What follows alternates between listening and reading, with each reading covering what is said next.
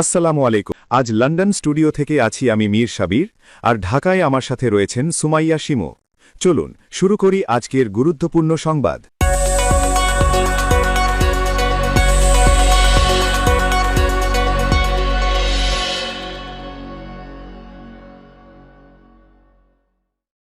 বাংলাদেশের রাজনীতিতে এখন সবথেকে সস্তা অস্ত্র কি জানেন? একটা শব্দ, দালাল। কোনো প্রমাণ নয়, কোনো যুক্তি নয়, মতের অমিল হলেই শুরু হয় ট্যাগিং। কিন্তু আজকের একটি ঘটনা আবারও প্রশ্ন তুলেছে, আসল দেশপ্রেম কি? ভারতের দিল্লি বিমানবন্দরে ইমিগ্রেশন জটিলতায় পড়েন প্রধানমন্ত্রীর উপদেষ্টা ডক্টর জাহিদুর রহমান। চাইলে তিনি অপেক্ষা করতে পারতেন, চাইলে তিনি নানা রকম তদবিরের পথ খুঁজতে পারতেন, কিন্তু তিনি তা করেননি। একজন স্বাধীন দেশের নাগরিক হিসেবে অপমানজনক পরিস্থিতি মেনে না নিয়ে তাৎক্ষণিকভাবে বাংলাদেশে ফিরে আসার সিদ্ধান্ত গ্রহণ করেন। দেশের যোগাযোগ ব্যবস্থায় বড় চমক। চীনের অর্থায়নে নির্মিত হতে যাচ্ছে দ্বিতীয় পদ্মা ও দ্বিতীয় যমুনা সেতু। ইরানের পারমাণবিক অস্ত্র থাকলে ইসরায়েল 2 ঘণ্টাও টিকে থাকতে পারত না বলে দাবি করেছেন মার্কিন প্রেসিডেন্ট ডোনাল্ড ট্রাম্প। ভারতের উত্তরপ্রদেশে প্রতিবেশী যুবককে বিয়ে করায় থানার ভেতরেই এক তরুণীকে ছুরিকাঘাতে হত্যার অভিযোগ উঠেছে তার বাবা মায়ের বিরুদ্ধে। পুলিশের উপস্থিতিতেই এ ঘটনা ঘটে বলে জানিয়েছে সংবাদ মাধ্যম এনডিটিভি। আমরা এটা শুনেছি, গণমাধ্যমের মারফত শুনেছি সকালবেলা যে ঘটনাটি ঘটেছে। এটা ঘটনাটি অবশ্যই it's not welcoming. We don't expect this kind of events to happen, but আমাদের মন্ত্রণালয় এটা খোঁজ খবর নিচ্ছে, ইন্ডিয়ার সাথে কথা বলছে। আমরা পুরো ঘটনাটা জেনে অবশ্যই যদি কোনো অ্যাকশন নেওয়ার থাকে আমরা সেই পদক্ষেপ আমরা নিব। প্রতিবেশী রাষ্ট্র আমাদের বাংলাদেশের চতুর্দিকে প্রায় 4000 কিলোমিটার বেষ্টিত সীমানার প্রায় 32টি বাংলাদেশের জেলার সীমান্তে ভারত অবস্থিত। বরাবরই কাঁটাতারের বেড়ায় পুশিন, হত্যা, বর্ডার কিলিং, আমাদের পানি সমস্যা নিয়ে আমাদের প্রতি আপনারা আগ্রাসী আচরণ করেছেন সব সময়ে। কিন্তু এবার দেখতে পাচ্ছি পশ্চিমবঙ্গে বিজেপির শুভেন্দু অধিকারী মুখ্যমন্ত্রী হওয়ার পর নতুন করে আগ্রাসী ভূমিকায় অবতীর্ণ হয়েছেন।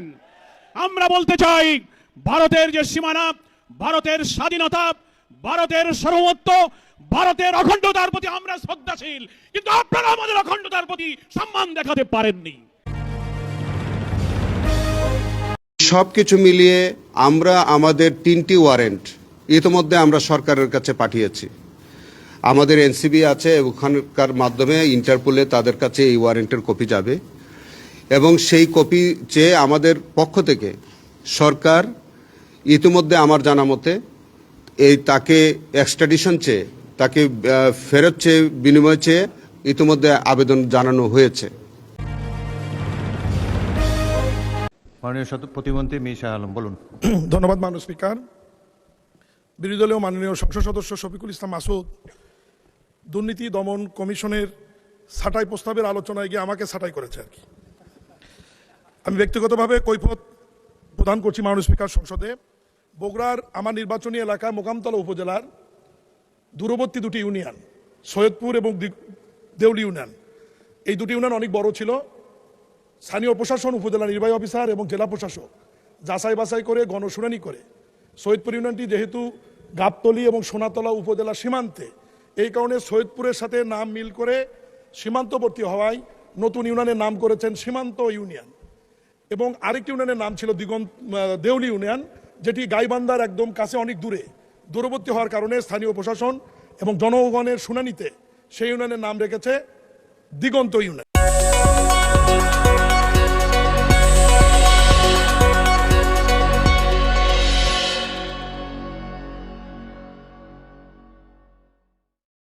বাংলাদেশের রাজনীতিতে এখন সবথেকে সস্তা অস্ত্র কি জানেন? একটা শব্দ, দালাল। কোনো প্রমাণ নয়, কোনো যুক্তি নয়, মতের অমিল হলেই শুরু হয় ট্যাগিং। কিন্তু আজকের একটি ঘটনা আবারও প্রশ্ন তুলেছে, আসল দেশপ্রেম কি? ভারতের দিল্লি বিমানবন্দরে ইমিগ্রেশন জটিলতায় পড়েন প্রধানমন্ত্রীর উপদেষ্টা ডক্টর জাহিদুর রহমান। চাইলে তিনি অপেক্ষা করতে পারতেন, চাইলে তিনি নানা রকম তদবিরের পথ খুঁজতে পারতেন, কিন্তু তিনি তা করেননি। একজন স্বাধীন দেশের নাগরিক হিসেবে অপমানজনক পরিস্থিতি মেনে না নিয়ে তাৎক্ষণিকভাবে বাংলাদেশে ফিরে আসার সিদ্ধান্ত গ্রহণ করেন। এটাই আত্মসম্মান, এটাই দেশের মর্যাদার প্রশ্নে আপোষহীন অবস্থান। অথচ আশ্চর্যের বিষয় হলো এই মানুষটাকেই দীর্ঘদিন ধরে একটি গোষ্ঠী ভারতের দালাল বলে প্রচার করে আসছে। জনগণ ভালো করেই জানে দেশপ্রেমিক কারা আর ভারতের দালাল কারা। দেশপ্রেম ইউটিউব ও ফেসবুকে চিৎকার করলে প্রমাণ হয় না, দেশপ্রেম প্রমাণ হয় সংকটের সময় নেওয়া সিদ্ধান্তে। ইরানের পারমাণবিক অস্ত্র থাকলে ইসরায়েল 2 ঘণ্টাও টিকে থাকতে পারত না বলে দাবি করেছেন মার্কিন প্রেসিডেন্ট ডোনাল্ড ট্রাম্প। এ কারণে ইসরায়েলের প্রধানমন্ত্রী বেনিয়ামিন নেতানিয়াহুর যুক্তরাষ্ট্রের প্রতি কৃতজ্ঞ থাকা উচিত বলে মনে করেন ট্রাম্প। নেতানিয়াহুকে নিয়ে ট্রাম্প বলেন তিনি খুবই কঠিন একজন মানুষ। তিনি আরও বলেন, সত্যি বলতে এজন্য তার আমাদের প্রতি খুবই কৃতজ্ঞ থাকা উচিত, কারণ ইরানের যদি পারমাণবিক অস্ত্র থাকত তাহলে ইসরায়েল 2 ঘণ্টাও টিকে থাকতে পারত না। ট্রাম্প সতর্ক করে বলেন, তেহরানের পারমাণবিক কর্মসূচি নিয়ে চূড়ান্ত সমঝোতা না হলে যুক্তরাষ্ট্র আবারও ইরানের বিরুদ্ধে হামলা চালাতে পারে। প্রতিবেশী রাষ্ট্র আমাদের বাংলাদেশের চতুর্দিকে প্রায় 4000 কিলোমিটার বেষ্টিত, সীমানার প্রায় 32টি বাংলাদেশের জেলার সীমান্তে ভারত অবস্থিত। বরাবরই কাঁটাতারের বেড়ায় পুশিন হত্যা, বর্ডার কিলিং, আমাদের পানি সমস্যা নিয়ে আমাদের প্রতি আপনারা আগ্রাসী আচরণ করেছেন সব সময়ে। কিন্তু এবার দেখতে পাচ্ছি পশ্চিমবঙ্গে বিজেপির শুভেন্দু অধিকারী মুখ্যমন্ত্রী হওয়ার পর নতুন করে আগ্রাসী ভূমিকায় অবতীর্ণ হয়েছেন। আমরা বলতে চাই, ভারতের যে সীমানা, ভারতের স্বাধীনতা, ভারতের সার্বভৌমত্ব, ভারতের অখণ্ডতার প্রতি আমরা শ্রদ্ধাশীল, কিন্তু আপনারা আমাদের অখণ্ডতার প্রতি সম্মান দেখাতে পারেননি। পশ্চিমবঙ্গের নির্বাচনের পর শুভেন্দু অধিকারী যখন মুখ্যমন্ত্রী হলেন, কি আশ্চর্য ব্যাপার, একটি দেশের মুখ্যমন্ত্রী হয়ে তিনি বললেন শেখ হাসিনা শাহজালাল বিমানবন্দরে অবতরণ করবে, উনি 2 মিনিটে বাংলাদেশ দখল করবেন। এতে বোঝা যায় আপনারা আমাদের অখণ্ডতার প্রতি শ্রদ্ধাশীল নন। আমরা জানি আপনারা সেই আধিপত্যবাদী একটি দেশ, যে দেশে ফ্যাসিস্ট, বিতাড়িত, পতিত, পলাতক, খুনি অপরাধী শেখ হাসিনাকে আপনারা আশ্রয় দিয়েছেন। আপনারা ওসমান হাদির খুনি ফয়সালকে হাতে পেয়েও বাংলাদেশের কাছে হস্তান্তর করছেন না। প্রতিদিন আপনারা পুশিন করছেন। গত বছর প্রায় 2500-এর মতো পুশিন হয়েছেন। শুভেন্দু অধিকারী ক্ষমতায় এসে তিনি নিজেই বলেছেন প্রায় 4500 ব্যক্তিকে নাগরিকত্ব যাচাই বাছাইয়ের প্রক্রিয়ায় তারা পুশিন করেছে। আমরা জানতে পেরেছি গোটা ভারতে প্রায় 90 লক্ষ মানুষকে নাগরিকত্ব আর যাচাই বাছাইয়ের অজুহাত তুলে তালিকাভুক্ত করে পুশিনের আওতায় আনা হয়েছে। সীমান্তে শেল্টার রেখে সেখানে তাদেরকে আটক রাখা হচ্ছে, নির্যাতিত করা হচ্ছে। আমরা পরিষ্কার বলতে চাই, আমাদের বীর বিজিবির সৈনিকেরা সীমান্তে যে সাহসিকতার পরিচয় দিচ্ছেন, সীমান্তবর্তী প্রায় 32টি জেলার বীর জনগণ এই পুশিনকে তারা প্রতিরোধ করতে শুরু করেছেন। আপনাদের মনে রাখতে হবে, রৌমারী সীমান্তে, সেই বড়াইবাড়ি সীমান্তে বিডিআর এর সাথে বিএসএফ এর নির্লজ্জ পরাজয়ের ইতিহাস আপনাদেরকে স্মরণ করতে হবে। আমাদের সীমান্তের লুঙ্গি পরা কৃষকরাই আপনাদের এই পুশিন প্রতিরোধ করার জন্য যথেষ্ট। তাই আজকে 11 দল যারা আমরা আমাদের অখণ্ডতা। ভারতের উত্তরপ্রদেশে প্রতিবেশী যুবককে বিয়ে করায় থানার ভেতরেই এক তরুণীকে ছুরিকাঘাতে হত্যার অভিযোগ উঠেছে তার বাবা মায়ের বিরুদ্ধে। পুলিশের উপস্থিতিতেই এ ঘটনা ঘটে বলে জানিয়েছে সংবাদমাধ্যম এনডিটিভি। প্রতিবেদনে বলা হয়েছে, উত্তরপ্রদেশের বন্দা বিভাগে 19 বছর বয়সী শিবানী নামের ওই তরুণী গত 18 মে প্রতিবেশী ললিত ভার্মার সঙ্গে বাড়ি ছেড়ে চলে যান। পরে তারা একটি মন্দিরে বিয়ে করেন এবং বিয়ের নিবন্ধন সম্পন্ন করেন। তবে শিবানীকে অপহরণ করা হয়েছে অভিযোগ করে ললিত ভার্মার বিরুদ্ধে মামলা করেন তার বাবা মা। পরে গত শুক্রবার মধ্যপ্রদেশের সাতনাতে তাদের অবস্থান শনাক্ত করে পুলিশ। এরপর জিজ্ঞাসাবাদের জন্য দুজনকে বন্দা থানায় আনা হয়।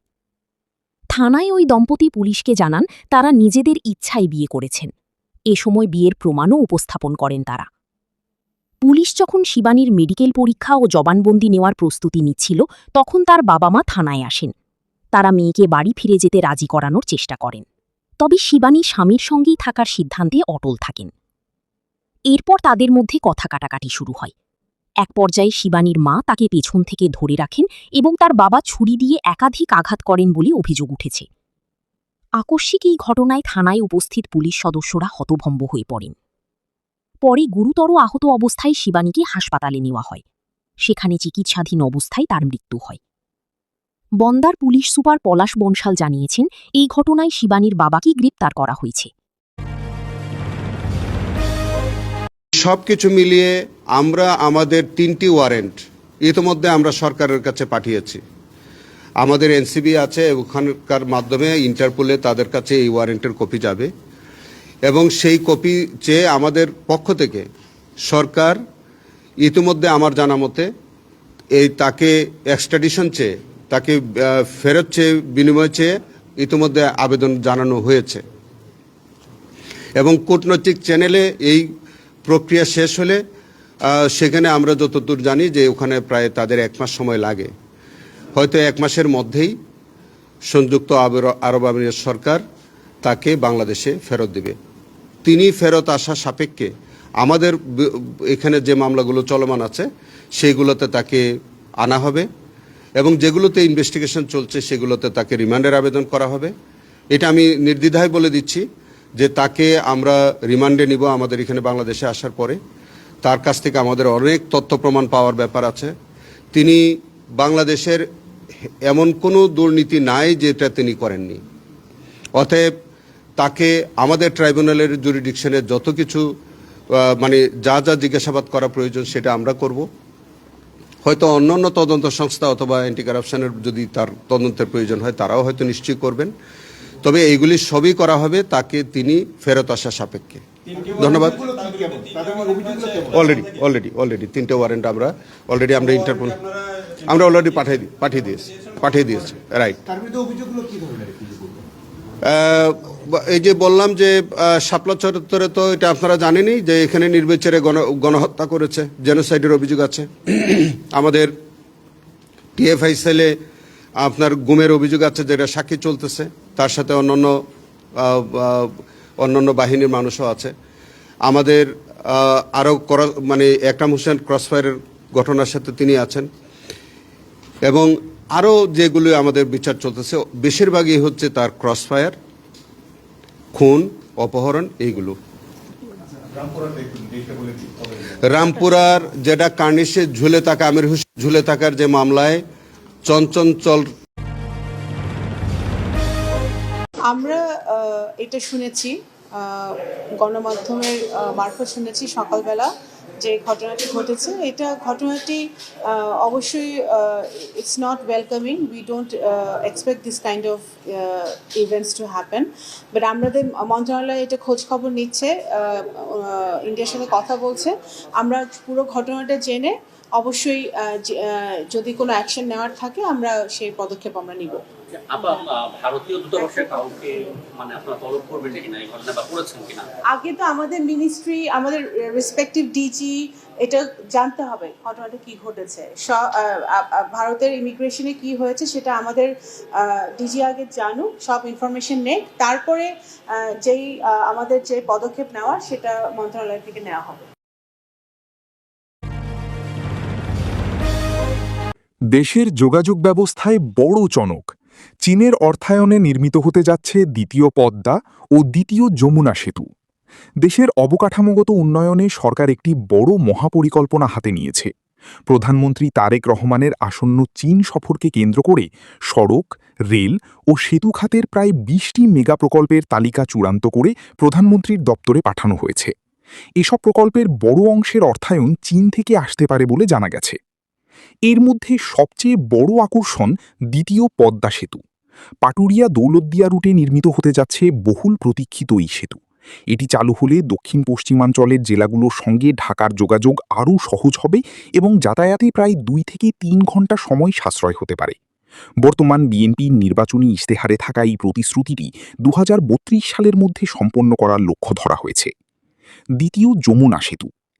ঈদ বা ছুটির সময় বঙ্গবন্ধু সেতুর তীব্র যানজট এড়িয়ে উত্তরবঙ্গের মানুষের যাতায়াত সহজ ও সময় সাশ্রয়ী করতে যমুনা নদীর ওপর নির্মিত হবে আরেকটি বড় সেতু। এটি 2033 সালের মধ্যে শেষ করার পরিকল্পনা রয়েছে। বর্তমানে এই প্রকল্পের জন্য 3টি রুট নিয়ে সমীক্ষা চলছে। এর মধ্যে জামালপুর জেলার দেওয়ানগঞ্জের বাহাদুরাবাদ ঘাট থেকে গাইবান্ধার বালাসী ঘাট পর্যন্ত টানেল অথবা সেতু নির্মাণের প্রস্তাবটি বেশি গুরুত্ব পাচ্ছে। প্রধানমন্ত্রীর আসন্ন চীন সফর। আগামী 23 জুন প্রধানমন্ত্রী তারেক রহমানের চীন সফরেই এসব মেগা প্রকল্পের ভাগ্য ও অর্থায়নের বিষয়টি চূড়ান্ত হতে পারে। এই দুটি সেতু নির্মিত হলে ঢাকার সঙ্গে দেশের উত্তর ও দক্ষিণ অঞ্চলের মানুষের যোগাযোগ ব্যবস্থায় আসবে বড় ধরনের পরিবর্তন। কমবে যানজট, কমবে যাতায়াতের সময়। মাননীয় প্রতিমন্ত্রী মীর শাহ আলম, বলুন। ধন্যবাদ মাননীয় স্পিকার। বিরোধী দলীয় মাননীয় সংসদ সদস্য শফিকুল ইসলাম মাসুদ দুর্নীতি দমন কমিশনের ছাঁটাই প্রস্তাবের আলোচনায় গিয়ে আমাকে ছাঁটাই করেছে আর কি। আমি ব্যক্তিগতভাবে কৈফিয়ত প্রদান করছি মাননীয় স্পিকার সংসদে। বগুড়ার আমার নির্বাচনী এলাকা মোকামতলা উপজেলার দূরবর্তী দুটি ইউনিয়ন সৈয়দপুর এবং দেউলি ইউনিয়ন, এই দুটি ইউনিয়ন অনেক বড় ছিল। স্থানীয় প্রশাসন, উপজেলা নির্বাহী অফিসার এবং জেলা প্রশাসক যাচাই বাছাই করে গণশুনানি করে সৈয়দপুর ইউনিয়নটি যেহেতু গাবতলী এবং সোনাতলা উপজেলা সীমান্তে, এই কারণে সৈয়দপুরের সাথে নাম মিল করে সীমান্তবর্তী হওয়ায় নতুন ইউনিয়নের নাম করেছেন সীমান্ত ইউনিয়ন। এবং আরেকটি ইউনিয়নের নাম ছিল দেউলি ইউনিয়ন, যেটি গাইবান্ধার একদম কাছে অনেক দূরবর্তী হওয়ার কারণে স্থানীয় প্রশাসন এবং জনগণের শুনানিতে সেই ইউনিয়নের নাম রেখেছে দিগন্ত ইউনিয়ন। মাননীয় স্পিকার, এখানে সংসদ সদস্য শফিকুল ইসলাম মাসুদ বলেছেন যে এই দুটি ইউনিয়ন নাকি আমার দুই সন্তানের নামে রাখা হয়েছে। মাননীয় স্পিকার, আমি বলতে চাই চুয়াডাঙ্গা জেলার জীবননগর উপজেলার একটি ইউনিয়নের নাম আছে সীমান্ত ইউনিয়ন। ফেনী জেলার ছাগলনাইয়ে রয়েছে সীমান্ত বাজার এবং সীমান্ত বন্দর। বিবাড়িয়ার কসবা উপজেলায় রয়েছে সীমান্ত বাজার। কুড়িগ্রাম রাজীবপুর উপজেলায় রয়েছে সীমান্ত বন্দর। হবিগঞ্জ পৌরসভায় রয়েছে দিগন্ত নামে একটি ওয়ার্ড। সন্দ্বীপ উপজেলায় রয়েছে দিগন্ত সরকারি প্রাথমিক বিদ্যালয়। বান্দরবন চিম্বুকে রয়েছে দিগন্ত বাজার। এরকম নামকরণ সীমান্ত এবং দিগন্তর বহু নাম বাংলাদেশের বিভিন্ন জায়গায় রয়েছে। উনি কেন এর সঙ্গে আমার সন্তানদের নাম জড়িয়ে হলো? মিরাকিলে আমার সন্তানদের নামের সাথে মিলে গেছে ঠিকই, কিন্তু আমাদের সন্তানের নাম হচ্ছে আমার মীর সীমান্ত, মীর দিগন্ত। আমার যদি টেনশন থাকতো সন্তানের নামে করার, তাহলে তো আমি ইউনিয়নের নাম প্রশাসনকে বলতাম যে রাখেন মীর সীমান্ত, না হলে মীর দিগন্ত।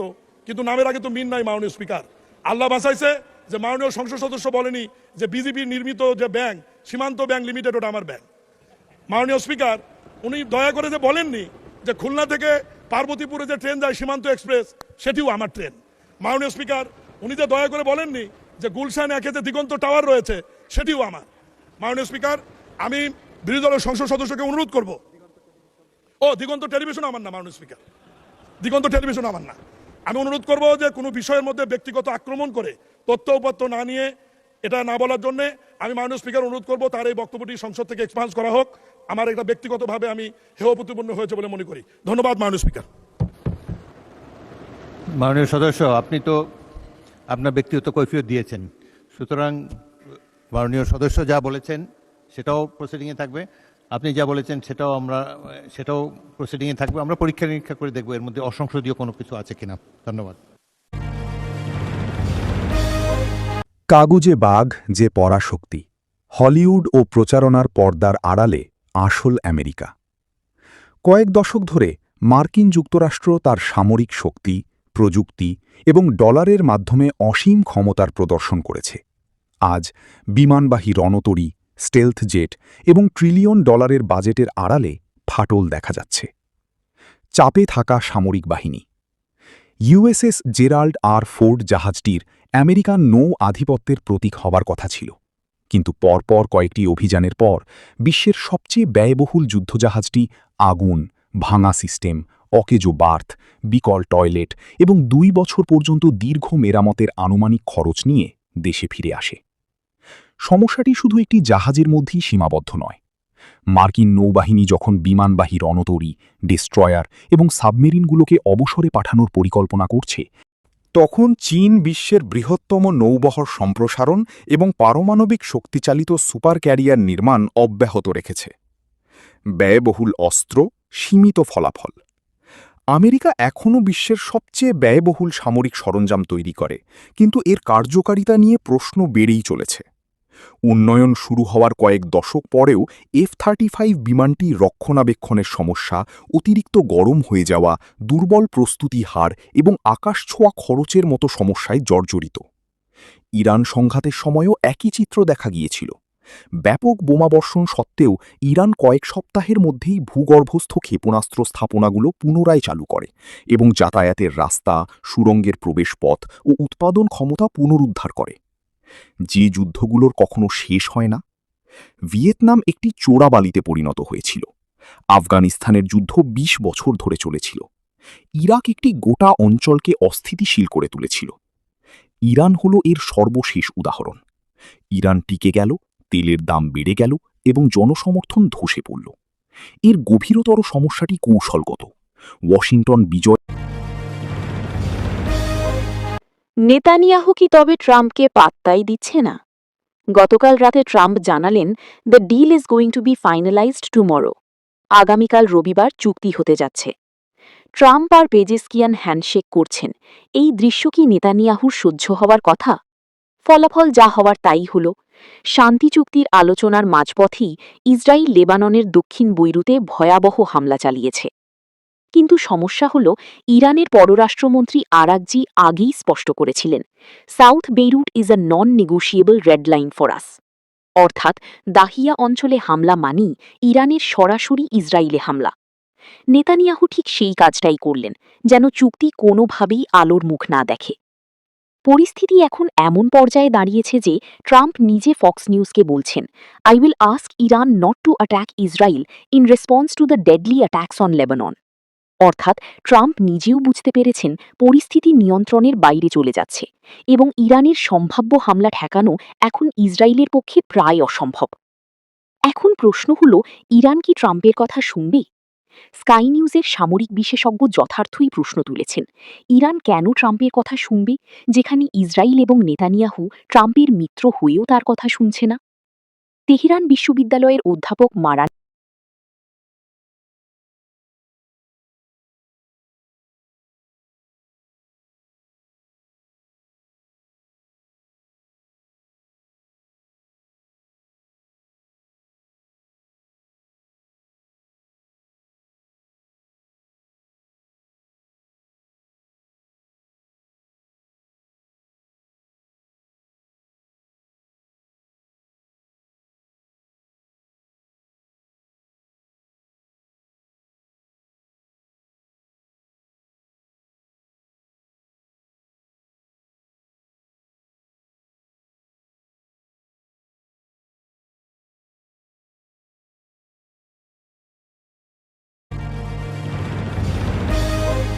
দুবাই থেকে পালানোর হিড়িক চলছে এখন আওয়ামী লীগ নেতাদের। আওয়ামী লীগ নেতারা দুবাইতে গিয়ে যারা ঘাঁটি বেঁধেছিলেন, তারা এখন পালানের জন্য আরব আমিরাত থেকে বিভিন্ন দিকে ছোটাছুটি শুরু করে দিয়েছেন। গতকাল বেনজির আহমেদকে গ্রেফতারের পরে তাদের মধ্যে এখন আতঙ্কের বিশাল আতঙ্ক কাজ করছে। তাই তারা এখন আরব আমিরাতে কিছুতেই থাকতে চাচ্ছেন না।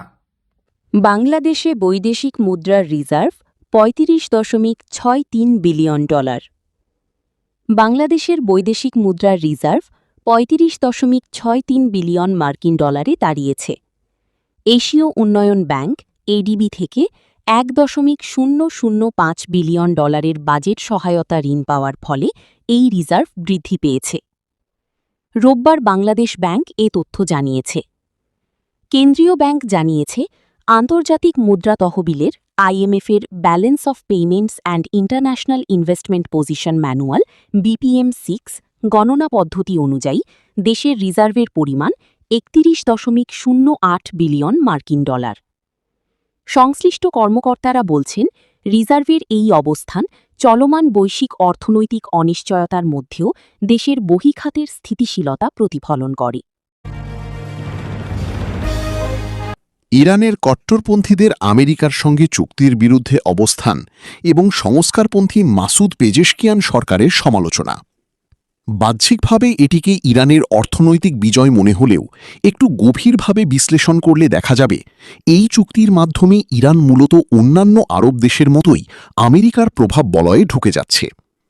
ইরানের কট্টরপন্থী সাবেক প্রেসিডেন্ট ইব্রাহিম রাইসির ভগ্নিপতি এবং রাজা নিউজের ব্যবস্থাপনা পরিচালক মেইসাম নিলি এই সম্ভাব্য চুক্তিটিকে বিপর্যয়কর আত্মসমর্পণ হিসেবে আখ্যায়িত করেছেন। একই সঙ্গে তিনি ইরানিদের এই বিষয়ে নীরব না থাকার আহ্বান জানান। 14 দফার এই শান্তি চুক্তির মূল 2টি দফাই হয়তো ইরানের কট্টরপন্থীদের প্রধান উদ্বেগের কারণ। 1. পারমাণবিক বোমার মালিক হতে না পারা। চুক্তির প্রধান শর্ত অনুযায়ী ইরান কোনোদিনই পরমাণু অস্ত্রের মালিক হতে পারবে না। 2. আমেরিকা যুদ্ধ করেও যেখানে ইরানি তেলের নিয়ন্ত্রণ নিতে পারেনি, সেখানে $300 বিলিয়ন বিনিয়োগের মাধ্যমে তা সফল হতে যাচ্ছে। ইরান চেয়েছিল হরমুজ প্রণালীতে টোল আদায় করতে অথবা আক্রমণকারী দেশগুলোর কাছ থেকে সরাসরি যুদ্ধের ক্ষতিপূরণ নিতে, কিন্তু আমেরিকা নগদ কোনো ক্ষতিপূরণ দিচ্ছে না। তার বদলে চুক্তি অনুযায়ী তারা $300 বিলিয়ন বিনিয়োগ করছে। অর্থাৎ এই অর্থ ইরানের তেল ও গ্যাস খাতে মার্কিন ও পশ্চিমা কোম্পানিগুলোর বড় বড় বিনিয়োগের মাধ্যমে আসবে। ঠিক এই বিনিয়োগের নাম করে কৌশল খাটিয়েই একসময় আরব দেশগুলোর তেল খাতে নিয়ন্ত্রণ প্রতিষ্ঠা করে নিজেদের প্রভাব বাড়িয়েছিল আমেরিকা। এমনকি ভেনেজুয়েলাতেও মার্কিন কোম্পানিগুলো এক পর্যায়ে সে দেশের তেলের নিয়ন্ত্রণ নিজেদের হাতে নিয়েছিল। এখন ঠিক একই কৌশল ইরানের ওপর প্রয়োগ করা হচ্ছে, যা ইরানের কট্টরপন্থীদের অবস্থানকে চরমভাবে দুর্বল করবে। বাংলাদেশের আলোচিত elite force rapid action battalion RAB বিলুপ্ত করে নতুন নামে স্পেশাল রেসপন্স ব্যাটালিয়ন এসআরবি গঠনের উদ্যোগ নিয়েছে সরকার। স্বরাষ্ট্র মন্ত্রণালয় এ বিষয়ে একটি নতুন আইনের প্রাথমিক খসড়া প্রস্তুত করেছে, যা শিগগিরই মন্ত্রিসভার বৈঠকে প্রাথমিক অনুমোদনের জন্য উপস্থাপন করা হতে পারে। খসড়া আইনের প্রস্তাবে বলা হয়েছে ১৯৭৯ সালের আর্মড পুলিশ ব্যাটালিয়ন অধ্যাদেশের অধীনে গঠিত র্যাবকে বিলুপ্ত করে নতুন এই বিশেষায়িত বাহিনী গঠন করা হবে। এসআরবি হবে বাংলাদেশ পুলিশের সহায়ক একটি বিশেষ ইউনিট, যার নিয়ন্ত্রণ, পরিচালনা, শৃঙ্খলা ও কার্যক্রম আলাদা আইনের মাধ্যমে নির্ধারিত হবে। আইনটি অনুমোদনের পর এটি পর্যায়ক্রমে আইন, বিচার ও সংসদ বিষয়ক মন্ত্রণালয়ের ভেটিং শেষে চূড়ান্তভাবে সংসদে উত্থাপন করা হবে। দর্শনা সীমান্তে পুশ ইনের উদ্দেশ্যে ১২৫ জনকে জড়ো করেছে বিএসএফ, সতর্ক অবস্থানে বিজিবি। চুয়াডাঙ্গার দর্শনা জয়নগর সীমান্ত দিয়ে ১১ নারী পুরুষকে বাংলাদেশে পুশ ইনের চেষ্টা করেছে ভারতীয় সীমান্তরক্ষী বাহিনী বিএসএফ। তবে বর্ডার গার্ড বাংলাদেশ বিজিবি এর কঠোর অবস্থানের কারণে সেই চেষ্টা ব্যর্থ হয়েছে। তবে আরও ১২৫ জনকে সীমান্ত এলাকায় জড়ো করা হয়েছে বলে তথ্য পেয়েছে বিজিবি। রোববার ১৪ জুন ভোর প্রায় ৪টার দিকে সীমান্তের ৭৭S2 পিলার সংলগ্ন এলাকা দিয়ে ওই ব্যক্তিদের বাংলাদেশে প্রবেশ করানোর চেষ্টা করা হয়। বিজিবি সদস্যরা বিষয়টি টের পেয়ে তাৎক্ষণিক প্রতিরোধ গড়ে তুললে বিএসএফ তাদের সীমান্ত এলাকা থেকে সরিয়ে নেয়। চুয়াডাঙ্গা ব্যাটালিয়ন ৬ বিজিবি এর অধিনায়ক ও পরিচালক লেফটেন্যান্ট কর্নেল মোহন নাজমুল হাসান বিষয়টি নিশ্চিত করেছেন। তিনি জানান, পুশ ইনের জন্য আনা ১১ জনই বাংলাভাষী নারী পুরুষ ছিলেন। বিজিবির বাধার মুখে বিএসএফ তাদের অন্যত্র নিয়ে যায়। তিনি আরও বলেন, সর্বশেষ গোয়েন্দা তথ্য অনুযায়ী ওই ১১ জনকে দর্শনা জয়নগর সীমান্ত এলাকা থেকে বারাদি সুলতানপুর সীমান্তের বিপরীতে সরিয়ে নেওয়া হয়েছে। পাশাপাশি সীমান্তের ওপারে আরও প্রায় ১২৫ জনকে জড়ো করা হয়েছে বলে তথ্য পাওয়া গেছে, যাদেরও বাংলাদেশে ঠেলে পাঠানোর চেষ্টা হতে পারে। সম্ভাব্য যে কোনো পরিস্থিতি মোকাবিলায় সীমান্ত এলাকায় বিজিবি সর্বোচ্চ সতর্ক অবস্থানে রয়েছে বলে জানান তিনি। সীমান্ত জুড়ে টহল ও নজরদারি আরও জোরদার করা হয়েছে। সংশ্লিষ্ট সূত্রগুলো জানিয়েছে, সাম্প্রতিক সময়ে দর্শনা সীমান্তে এটিই বিএসএফের প্রথম পুশ ইনের চেষ্টা। দেশের বিভিন্ন সীমান্ত এলাকায় একই ধরনের ঘটনার পরিপ্রেক্ষিতে বিজিবি সীমান্ত নিরাপত্তা ব্যবস্থা আরও কঠোর করেছে। একই সঙ্গে সীমান্তবর্তী এলাকার বাসিন্দাদেরও সতর্ক থাকার আহ্বান জানানো হয়েছে।